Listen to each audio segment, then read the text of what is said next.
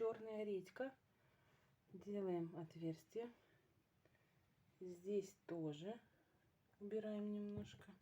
Нижнюю часть обрезаем. И ставим. Вот сок. Пьем от кашля. Еще один метод из детства.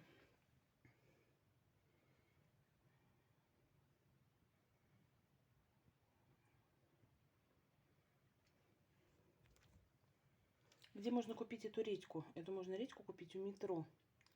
В Санкт-Петербурге сейчас садоводы продают эту редьку. Либо на каких-то овощных рынках.